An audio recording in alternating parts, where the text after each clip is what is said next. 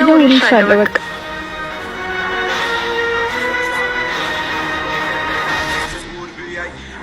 እኔ ደግሞ ፀሐይ ዛሬ ትሄዳለህ ለካስ በቅርፍሽ ሲያሳት እንጀራ ሆነ አይ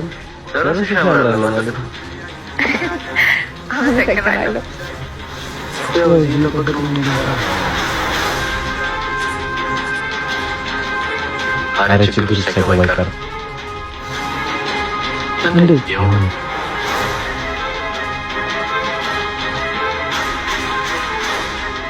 ልጅቷን በጣም ነው የሚያስቸግረው ደግሞ ከሷ ጋር ከይታ አይቆጥም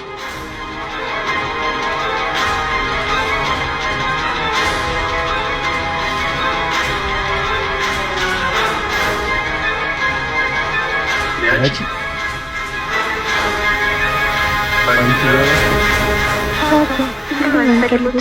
እናንተ ነግብኝ እያናገርኩት ንገቱ ሂዳት አልሄድም